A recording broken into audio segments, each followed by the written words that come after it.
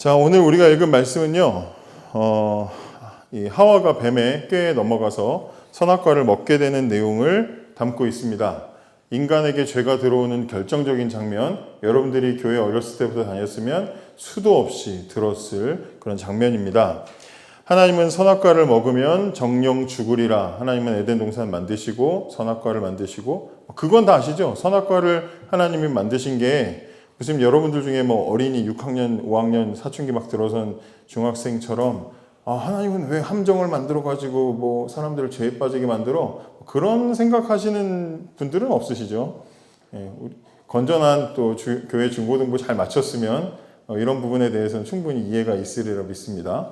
하나님은 동산에 있는 모든 실과 다 먹어도 좋은데 동산 한가운데에 있는 선악과만 먹지 못하게 하셨죠. 선악과를 먹지 못하게 하신 이유는 너희가 이 땅을 다스리는 하나님께서 이 땅을 함께 다스리는 하나님의 대리 통치자로 부르셨지만 사람이 지음 받았지만 그러나 네가 주인이 아니고 네 위엔 하나님이 있다. 이 질서를 알려주시려고 하나님은 동산에서 모든 것을 마음대로 하게 하셨으나 동산 중앙에 있는 선악을 알게 하는 나무의 열매는 먹지 말라고 명령하셨고 그걸 먹으면 반드시 죽는다고 하신 겁니다. 동산 중앙에 있다는 것은 이건 함정이 아니라는 거죠. 만약에 이 나무들 중에 어떤 거 하나 먹으면 죽는다? 그렇게 했으면 함정이지만 동산 중앙에 있다는 거는 제가 예전에 20대 때 우리 교회 초등부 담당 교역자였을 때 어린이 초등부 설교할 때도 제가 이 설교를 했었거든요. 그때도 제가 처음 왔을 땐 여기가 초등부실이었는데 이렇게 약간 단이 올라와 있었어. 그래가지고 동산 한가운데 제일 큰 애 하나 있었어요. 대기운가 하는 애가 있었어요. 걔를 가운데 세워놓고 하나님이 동산 한가운데에 선악과를 알게 하신 것은 아담이 여기서 이렇게 다스리고 저기서도 막 다스리고 하다가 자기가 최고라고 생각을 하다가도 교만한 마음이 들다가도 동산 한쪽만 보면 가운데 있으니까 사방팔방 어디서도 보이잖아요. 동산 한가운데에 있는 선악과 나무를 딱 보면 나보다 위에 하나님 계시지 나는 하나님 말씀하시고 명령하시고 허락하신 안에서 자유롭게 다스리는 거지 라는 질서를 깨닫게 하시려고 하나님은 동산 한가운데다가 선악과를 두셨다. 이렇게 이야기를 할 거거든요. 근데 여러분들은 뭐 이 정도는 다 알고 계시겠죠. 어쨌든 오늘 끝나고 막 가서 나중에 구역 모임할 때 하나님은 왜 함정을 만들었냐 그런 이제 수준의 이야기는 하지 마시고 자, 그런데 어쨌든 오늘 말씀을 보면 하와가 하나님의 경고를 무시하고 동산 한가운데 있었던 선악과를 먹었습니다. 우리가 다 아는 이야기죠. 그래서 그때부터 시작해가지고 그 하와가 그 선악과를 아담에게도 먹이고 남자는 여자한테 안 됩니다. 먹이면 먹여야 돼요. 먹으면 말 들어야 됩니다. 제가 지금까지 뭐 그렇게 오래 살진 않았지만 인생을 살면서 느낀 건 말을 들어야 됩니다. 그래서 저희 집 가는 길에 보면 술집이 있는데 거기에 여자의 말을 잘 듣자로 써 있어. 술집이 그게 왜 써있나 모르겠는데 여자의 말을 잘 듣자로 써있는 그런 술집이 있더라고요. 어쨌든 그래서 말을 잘 들어야 돼요. 아담도 그 지혜를 아담이 하나님이 지혜롭게 만들었으니까 이걸 아는 거죠. 그래서 하와가 주는 대로 먹었습니다. 그래서 선악과를 먹고 인간에게 죄가 들어왔다 그렇습니다. 오늘 말씀을 보면서 제일 궁금한 건 이거예요. 하와가 왜 뱀의 말을 들었을까라는 거예요. 생각해 보셨습니까? 왜 뱀의 말을 들었을까? 하와는 왜 뱀의 유혹에 넘어갔을까라는 거죠. 뱀이 맹독이 줄줄 흐르는 날카로운 이빨을 막 보이면서 이러면서 하와의 몸을 막 칭칭 감고 먹어 죽여버린다 막 그러면서 협박했나요? 아니잖아요. 뱀이 오늘 말씀을 보면 어떻게 해요? 하와를 설득하죠. 근데 그 설득에 하와가 어떻게 됩니까? 넘어갑니다. 설득을 하고 설득을 당해요. 그런 과정을 통해서 하나님 말씀을 어깁니다. 세상 지혜롭게 창조된 인간이 뱀의 말에 설득당해서 하나님 만드신 세상 속에 있는 질서를 어기는 일이 발생하게 되는 게 오늘 이야기입니다. 우리가 너무나 익숙하게 어려서부터 들어서 알고 있지만 왜 그러냐는 거예요. 왜 그랬냐는 거죠. 오늘 성경을 보면 뱀을 이렇게 소개합니다. 하나님이 지으신 들짐승 중에 가장 간교하다. 가장 간교하다. 우리는 답을 알고 보기 때문에 영화 같은 것도 답을 알고 보기 때문에 간교하더라. 이러니까 벌써 딱 뱀이 되게 눈도 째지고 사악하고 나쁜 놈. 이러면서 벌써 악역이 딱 정해져 있는 것처럼 그렇게 느껴지지만 하와 입장에서 볼 때는 하나님이 세상에 만드신 것 중에 악한 게 없는데 뱀은 나쁜 놈처럼 보이진 않았을 거라는 거예요. 그렇죠? 나쁜 놈처럼 보이지 않았을 거예요. 게다가 이 간교하다 이렇게 번역된 이 말 아룸이라고 하는 말은 빈틈없는, 세심한, 영리한 이렇게도 해석이 될 수 있어요. 그래서 성경에 보면 예수님이 뱀같이 지혜롭고 비둘기처럼 순결하라 할 때 굳이 우리가 생각하는 부정적이고 악한 뱀을 왜 예를 드셨을까 하는데 보통 그 당시에 사람들이 생각할 때 뱀은 악한 이미지는 아니었다는 거예요. 악한 이미지는 아니고 영리하고 똑똑하고 세심한 그런 이미지를 가지고 있다는 거예요. 부정적이지 않고 긍정적인 의미를 가지고 있다는 거예요. 근데 제가 아는 어떤 목사님은 연세 많으신 목사님인데 성경에 나오는 뱀이 이렇게 마귀에게 이용을 당하다 보니까 그 뱀 그림 같은 거 있잖아요. 그런 것도 다 막 못 쓰게 했어요. 뭐 PPT 자료로 뱀 같은 거 보여주면 마귀를 막 그림에 띄었다고 막 안 된다 그러고 뱀 무늬 뭐 신발 뭐 벨트 이런 거 가방 이런 거 막 못하게 하고 막 그러신 분이 계셨거든요. 뱀 무늬랑 검은색 못 쓰게 하는 분이 있었어요. 어쨌든 아직 살아계신데 그런 분이 계셨어요. 근데 하나님이 악을 창조하는 분이 아니잖아요. 하나님이 뱀이라는 그 동물을 악하게 만드신 게 아니란 말이죠. 뱀이 사악하고 교활하게 창조된 게 아니라는 거죠. 마귀가 그걸 악용한 거잖아요. 뱀이 가지고 있는 세심함과 그 똑똑함을 마귀가 악용을 했다는 거죠. 자, 그렇기 때문에 이런 뱀이 가지고 있는 특징, 오늘 본문이 소개하는 간교하다라고 하는 세심하고 똑똑하다는 그 특징을 하와에게 유혹해서 하와를 넘어뜨리게 만드는 도구로서 마귀가 사용했다는 거예요. 마귀가 빈틈없이 하와에게 접근해서 절대 하와가 빠져나오지 못할 정도로 꼼꼼하고 철저하게 하와를 유혹하고 시험에 빠지게 만들었다는 거죠. 잘 아시는 대로 그래서 그 결과가 어떻게 됩니까? 뱀은 저주를 받아서 배로 기어다니고 흙을 먹어야 되는 그런 이제 땅에 얼굴을 쳐박고 다니니까 흙을 먹게 될 거다. 이제 비유적으로 표현한 거잖아요.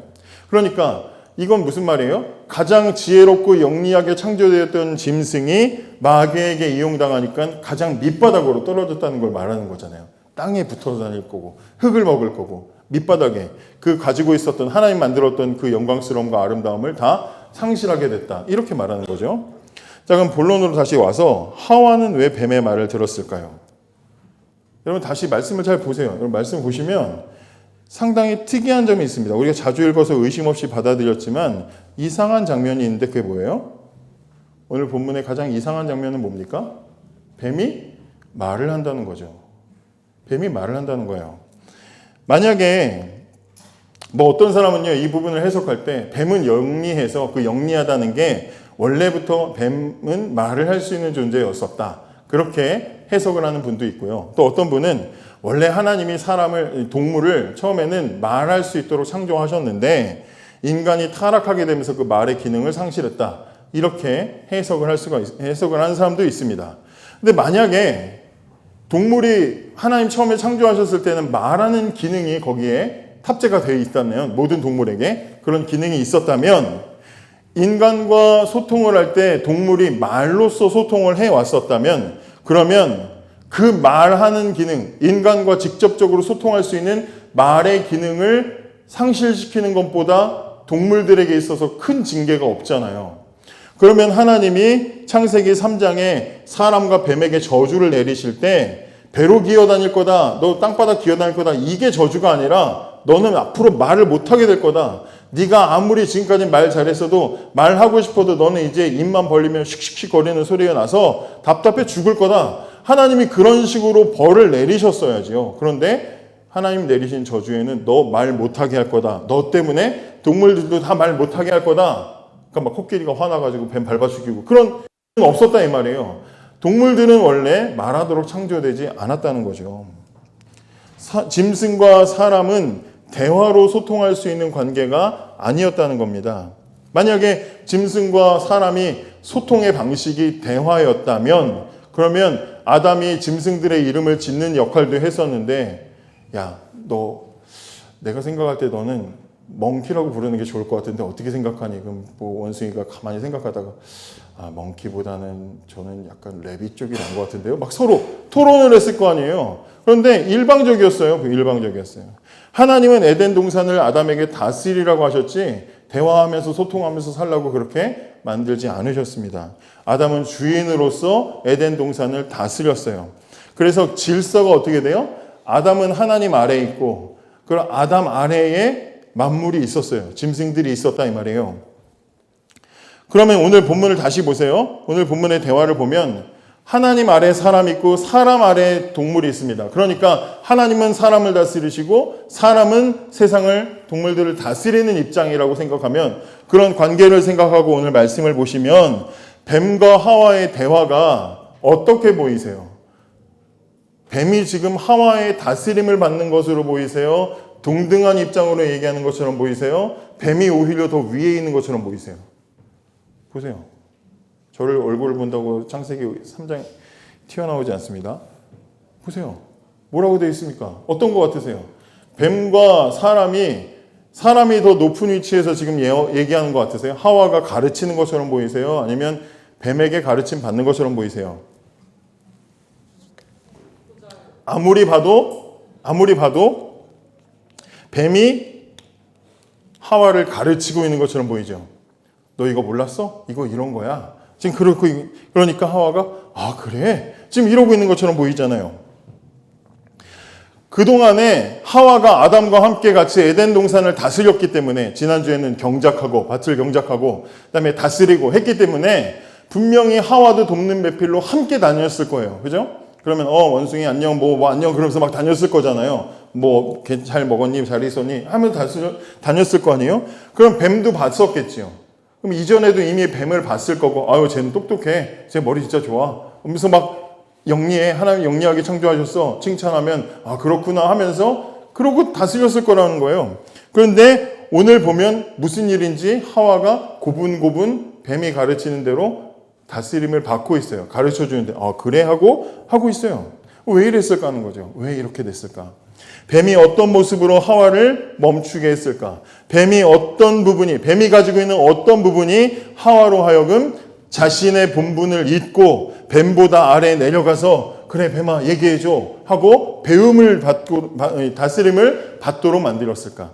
에덴 동산을 다스리던 하와를 붙잡아 세우고 그 마음을 열어서 심지어 거룩하신 하나님 말씀에 의심을 품게 만들고 하나님 말씀에 불순종하게 만들었을까? 무엇이?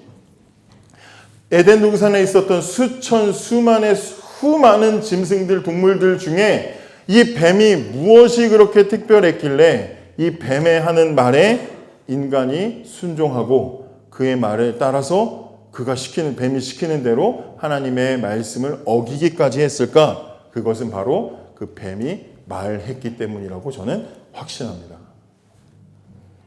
에덴 동산에서 전에는 절대로 볼 수 없었던 특별한 짐승.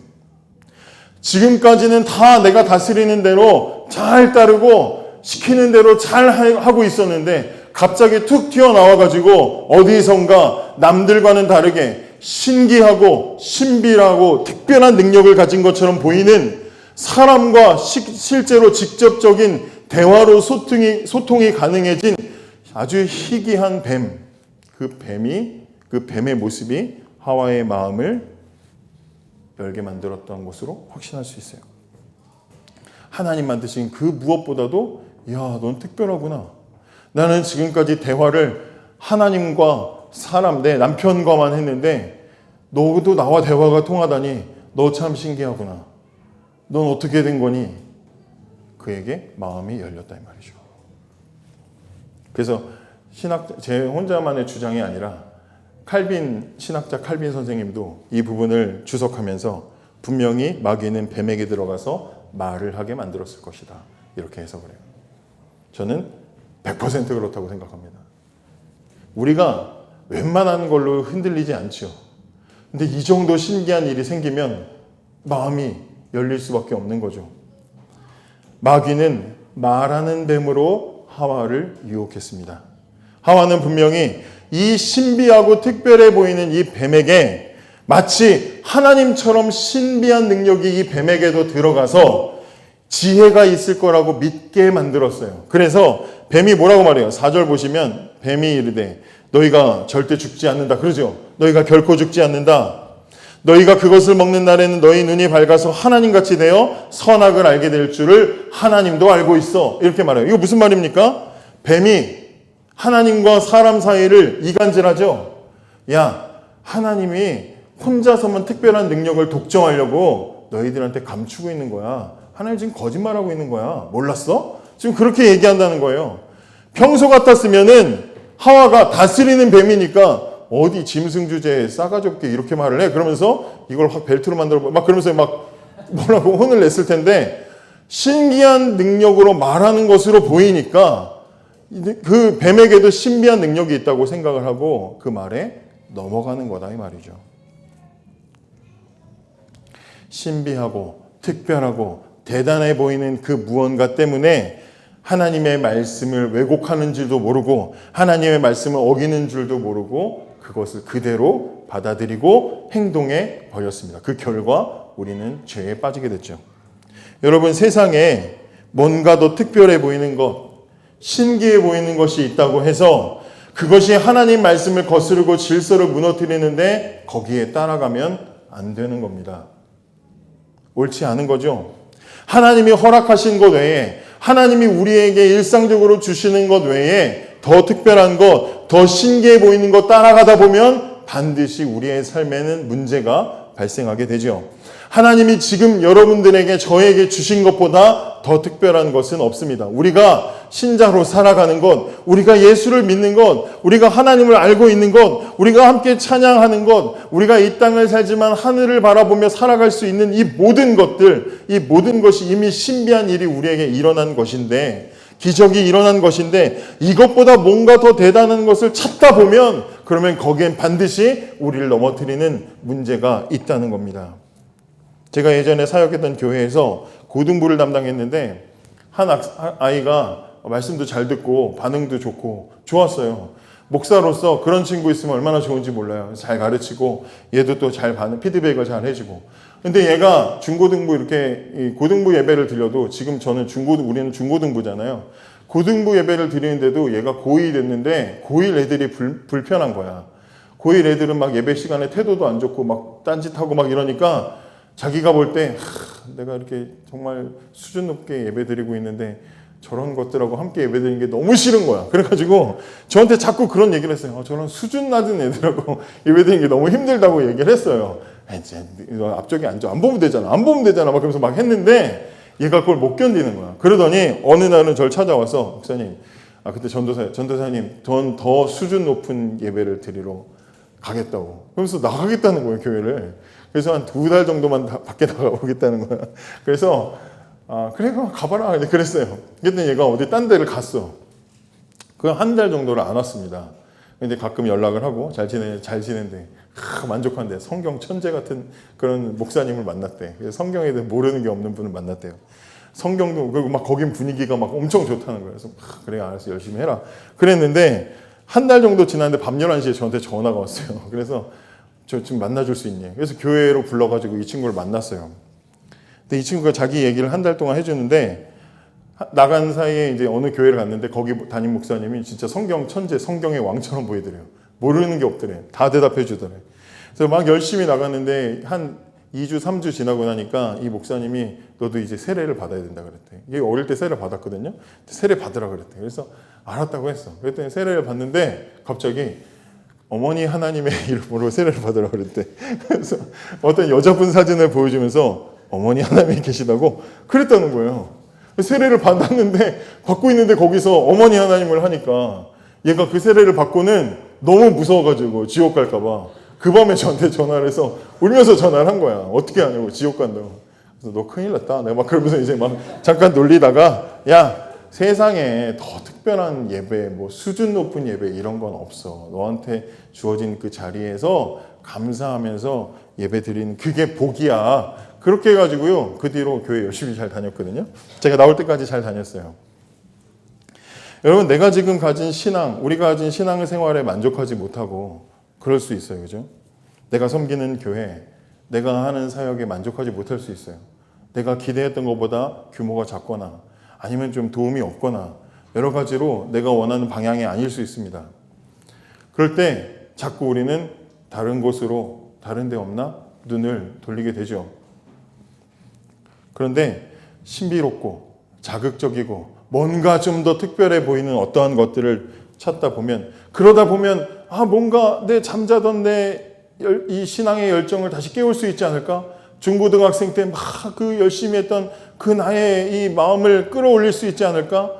여기서보다 내가 떠나면 다른 곳에서는 그런 부분들이 되살아나지 않을까? 그렇게 기대하지만 아무것도 없다는 거예요.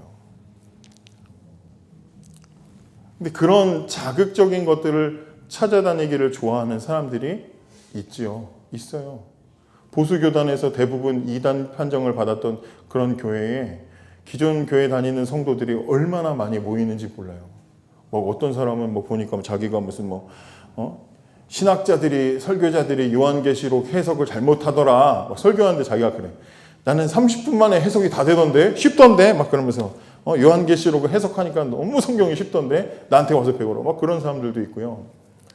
유명한 개그맨의 형이면서 유명했던 청소년 사역자 있습니다. 제 전에 사역했던 교회에서는 그분이 하는 집회를 애들이 정말 많이 갔어요. 청년들이, 제가 맡았던 청년들이. 빼오느라 되게 고생을 많이 했어요. 제가 볼 때 딱 봐도 이상하던데 그런 사람이 있어요. 되게 카리스마 있게 생겨가지고 설교하다가 하나님 이러십니다. 아멘 하세요. 이래. 아멘 하세요. 여러분들도 중에도 청소년 수련회 때 가서 강사로 만난 분들이 있을 수도 있어요. 아멘 하세요. 아멘 하세요. 그런 사람들도 있었어요. 가르치는데 그 내용이 이상해. 자기가 기도해주면, 기도 자기가 해주면 방언도 생기고 생리통도 낫고 그런데 자기가 그렇게 가르쳤어요. 근데 아마 2017년도인가 청소년 성추행으로 지금 감옥 가 있을 거예요. 어쨌든 근데 그분 좋다고 그분 집회 따라다니고 그래요. 가만 보면 되게 자극적이야. 되게 까는 내용이야. 근데 거기에 좋다고 갑니다. 그런 사람들이 많이 있죠. 웃기는 부흥사 쫓아다니는 사람. 여러분 욕쟁이 부흥사 아세요? 욕쟁이 맛집 할머니처럼 욕쟁이 부흥사도 있습니다. 옛날에는 있었어요. 욕 잘하는 목사님. 할머니들은 얼마나 좋아하는지 몰라요. 할머니들한테 이년아 저년아 그러면 할머니들 할렐루야 이러면서 그런 사람들도 있었어. 지금은 없을 거야. 또 기성교회 비판만 하는 목사님들도 있잖아요. 강사들 중에는 이래서 안 돼 저래 한국교회 얘기하고 싸잡아서 자기도 한국교회에 있으면서 한국교회 이러면서 얘기하면 거기서 카타르시스를 느끼고 그런 사람들 있죠. 별의별 사람 다 있습니다. 그런 거 쫓아다니는데 거기 있습니까? 아무것도 없어요. 아무것도 없습니다. 저희 찬양단을 오래 하다 보니까 찬양팀원들 데리고 이런 찬양 집회 같은데 옛날엔 예수전도단, 마커스 이런 데 이제 많이 헤어름 교회도 가고 무슨 교회도 가고 많이 갔거든요. 화요일, 목요일 갔어요. 그러면 평소에는 예배 시간에 찬양 부를 때 찬양도 안 불러. 평소에는 한 번도 하지도 않아요. 설교 시간에는 그냥 대놓고 자. 무슨 숙소 예약했어? 왜 이렇게 자? 자요. 근데 찬양 집회 들어가잖아요. 그럼 찬양 집회는 보통 사람이 많습니다. 찬양 집회 가보신 분은 아시겠지만 문전성시를 이뤄요. 지금도 그런지 모르겠는데 문 열자마자 손 들고 할렐루야 찬양해. 아니 평소에는 하지도 않는 애가 그런 거 담당 목사로서 뒤에서 보면요 한심해요. 도대체 뭐 하려고 그러는 거지? 그냥 문 열자마자 은혜를 받는다니까 걔네들은. 그리고 나서 하고 자기 교회에 돌아오면 조명도 없죠. 음향도 안 되죠. 퀄리티도 그렇게 안 되죠. 그러니까 또 실망하고 눈 감고 앉아 있는 거죠. 여러분 내가 있는 곳 말고 다른 곳 가면 뭔가 특별할 것 같으세요? 그런 거 없다 이 말이에요. 그런 거 없어요. 여러분 은혜를 못 받아. 나는 왜 이렇게 예배 시간에 은혜가 안 되는지 모르겠어. 이건 우리 환경 탓이야. 목회자 탓이야. 물론 그럴 수 있어요. 그런데 은혜 못 받는 거를 환경 탓하면 안 되는 이유가 뭐예요? 하나님은요, 하나님 당신의 말씀이 여러분들에게 필요하다면 그 필요한 사람에게 주시기 위해서 하도 안 들으면 당나귀 입을 열어서라도 하나님이 하실 말을 하게 하잖아요. 꼭 들어야 되면 하나님은 안 듣는데 들어야 되면 너무나 들어야 되면 짐승의 입을 열어서라도 하나님은 말씀을 주시는 분이에요. 그렇기 때문에 환경이 안 좋고 목회자가 멍청하고 여러분들 주변에 좋은 그런 부분들이 없어도 여러분들에게 하나님이 주시는 말씀이 있고 여러분들에게 간절함이 있고 갈급함이 있고 은혜를 사모하는 마음이 있으면 하나님이 안 되는 저를 가르쳐서라도 여러분들에게 은혜의 말씀을 전하게 하시겠죠. 그게 하나님의 능력 아닙니까? 근데 그거 안 된다고 다른 데를 기웃거리고 찾아서 뭘 얻을 수 있냐 이 말이죠. 여러분, 에덴 동산은 그냥 그 모든 게 그냥 기적의 현장 아니에요? 하나님의 능력, 창조의 능력이 보여지는 곳 아닙니까? 지금보다 훨씬 더 선명하게 하나님의 능력과 역사가 나타났던 곳 아닙니까? 눈을 뜰 때마다, 눈을 감을 때마다 하나님의 살아계심을 경험하고 하나님의 거룩하심이 생생하게 눈앞에서 느껴지고 경험되어지는 그런 곳 아니겠냐 이 말이에요. 체험되는 곳, 그런 곳 아니었습니까? 그런 곳에 있는데도 불구하고 그 하나님의 위대한 창조 질서 아래 살면서도 그것을 평범하게 식상하게 생각하다 보면 갑자기 툭 튀어나와 있는 말하는 뱀 같은 것에 유혹에 넘어가게 되는 거예요. 그 지혜로운 인간도 넘어가는 거예요. 이단에 빠진 사람들 보세요. 교회 밖을 떠도는 사람들을 보세요. 교회 찾아다니는 사람들을 보세요. 자기 세계에 갇혀서 거짓으로 채워진 자신의 모습을, 자신의 그 흉측해진 몰골을 보지 못하는 사람들을 보세요. JMS 정명석에게 자신의 돈과 자신의 몸과 자기 자식까지도 바쳐가지고 그의 성적인 만족을 채워주려고 하는 어리석은 사람들을 생각해 보세요. 어디서부터 시작됐겠어요? 특별한 거 찾다가 그렇게 된 거잖아요. 교회 안 다니는 사람들은 그런 데 관심도 없잖아요. 교회 안에 있는데 특별한 것을 찾다가 그런 데 빠지는 거죠. 교주에게 속아서 다른 교회를 넘어뜨리려고 추수꾼이 돼가지고 남의 교회에 침투하는 신천지들. 그 사람들도 그 시작은 뭐예요? 교회가 나에게 주는 게 없고 좀 건강하게 나도 뭔가 좀 새롭게 찾다가 그렇게 된 거 아니에요? 교회를 위해서 신앙을 위해서 하다가 그렇게 된 거 아닙니까? 모략 전도. 제 친구 중에 그 종교 잡지 기자를 오래 했던 목사가 있는데 그 친구를 불러서 특강을 했었거든요. 네, 모략 전도 들어보셨죠? 신천지 포교하는 거. 모략, 속이는 거예요. 남 속이는 거. 모략 전도 검색해 보면은 아예 이렇게 명제가 돼 있어요. 이 포교를 위해서 자신의 신분과 직업과 교회를 속이고 다른 사람들에게 접근해서 하는 그런 전도 방식이래요. 불법이라고 되어 있어요. 불법이라고 되어 있어요. 근데 신천지 애들끼리는 모략 전도가 하나의 지혜로운 방법이야. 그래서 제가 봤던 영상은요, 청년부에서, 신천지 교회 청년부에서 청년부 2부 순서로 우리는 구역 모임을 하잖아요. 모략 대회를 했어. 그러니까 누가 누구를 서로 어떻게 잘 속이나를 하는 거야. 생각해 보셨어요? 그럼 이제 구역장이 카메라에 이제 자기 증거를 남겨야 되니까 카페 같은 데 가서 제가 그러면 이번에 선교사라고 제가 모략을 해서 저기 저 뒤에 있는 분들을 한번 속여보겠습니다. 하고 이제 가가지고 선교사로 소개하고 접근하는 내용이야. 그걸 대회를 한다니까, 그거를 대회를. 이게 무슨 말이 됩니까, 이게? 그 사람들의 시작이 뭐예요? 다 그렇게 시작된 거예요. 여러분, 예전에 제가 사역했던 교회에서 고등부 교사 중에 하나가 신천지였어요. 이 친구 어머니가 우연히 얘가 책상 위에 둔 책자를 이렇게 보다가 신천지 내용이 있는 것 같아서 마침 교회에서 특강을 했는데 그걸 보고 이제 애한테 추궁을 했는데 애한테 묻지 말고 조용히 교회로 얘기를 해주셨어야 되는데 너 이거 뭐야? 이렇게 하다 보니까 얘가 그날로 집을 나가버렸어요. 근데 얘가 그냥 너무 급하게 나가는 바람에 그 집 소화전에 신천지 자료를 숨겨놨었던 거를 이제 엄마가 찾아가지고 교회로 가져와서 그 당시 교역자들이 일주일 동안 저녁에 같이 합숙하면서 그 자료들을 막 연구했거든요. 자료가 되게 많았어요. 근데 자료 중에 가장 충격적이었던 건 뭐냐면 그 주변에 몇 개의 고등학교 2학년과 3학년 신상 정보들이 있었다는 거예요. 신상 정보와 함께 걔네들의 특성, A형, B형 이렇게 나눠가지고 얘는 어떤 식으로 하면 좋겠다, 쟤는 어떤 식으로. 그러니까 아마 무슨 뭐 심리 테스트나 이런 걸 했겠죠. 상담 같은 거. 이런 걸 하면서 걔네들한테 얻어진 정보를 가지고 걔를 분석해서 이 리더가 너를 맡았으면 좋겠다. 이런 식으로 해가지고 애들을 다 파악해 놓은 자료들이 있더라고요. 정말 깜짝 놀랐어요. 깜짝 놀랐어요. 나중에 부모님이 흥신소를 이용해가지고 얘가 숨어있는 곳을 찾았는데 그래서 그 앞에서 엄마가 나오라고 막 애를 그렇게 찾았는데 못 찾게 막 건장한 사람들이 와가지고 막 이렇게 못 건드리게 하고요.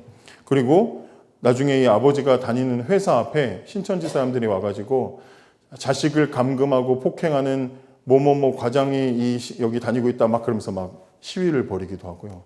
교회에다 내용 증명을 보내가지고 너희 교회가 계속해서 우리 이 애를 자꾸 찾으려고 한다면 너희 교회 앞에서도 우리는 이런 시위를 하겠다 하면서 경고를 날리기도 합니다. 나중에 한참 시간이 지나서 이 친구가 이제 거기서 빠져나오고, 그리고 이제 신천지에 빠지지 않도록 신천지의 위험성에 대해서 강연을 하고 다니는데 거기 그룹에 껴가지고 같이 다녔다는 이야기를 제가 들었었어요. 근데 얘가, 우리가 여기서 생각해야 될 게 뭐냐면, 얘가 어떻게 하다 그런 데 들어가게 되었는가. 제대를 하고 청년부에 왔는데 아무도 자기를 끌어주지 않는 거야. 아무도 자기를 끌어주지 않으니까 난 그래도 뭔가 좀 성장하고 성숙하고 싶은데 아무도 나에게 대화를 해주지 않고 신앙적인 대화를 나눌 수 있는 상대가 없다 보니까 겉돌다가 마침 지역에 봉사하는 동아리에 들어갔는데 거기에 교회 다니는 사람들이 있어서 대화를 하다가 그 사람들에게 하고 친해지게 되고 그 사람들 교회에 따라가게 됐는데 그게 신천지가 만들어 놓은 동아리였던 거죠. 거기에 덫에 걸려들어서 들어가게 됐어요.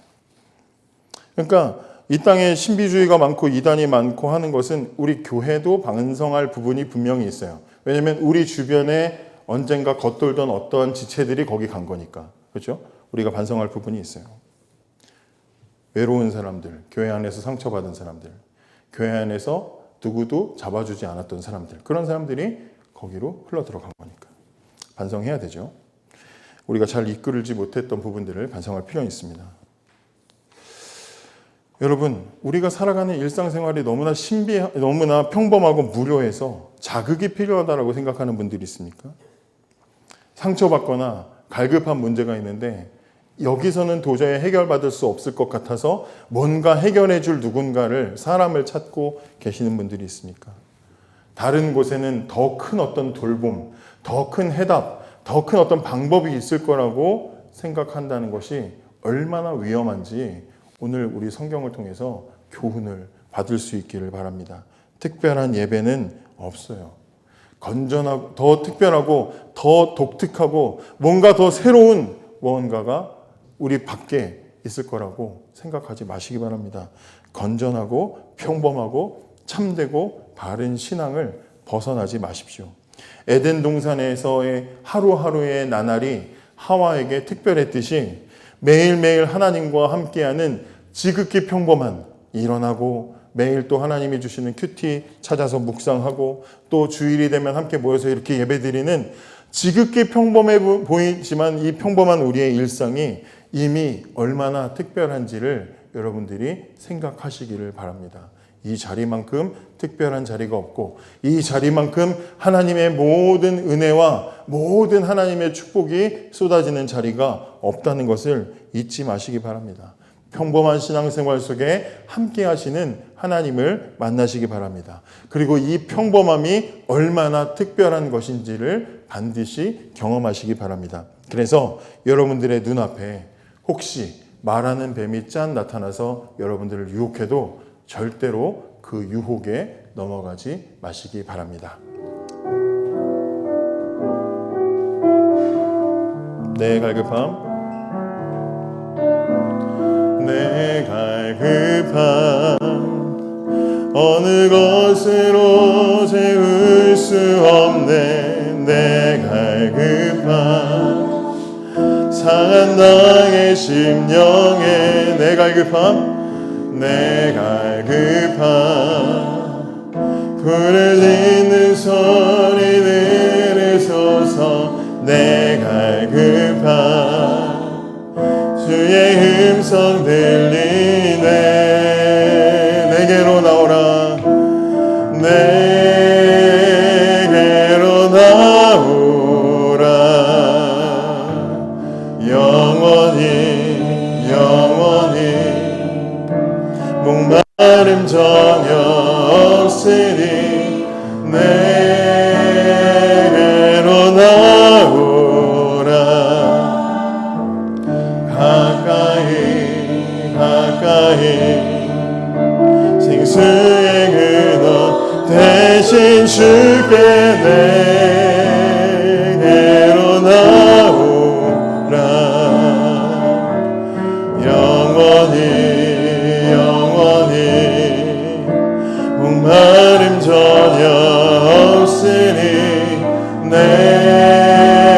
내게로 나오라.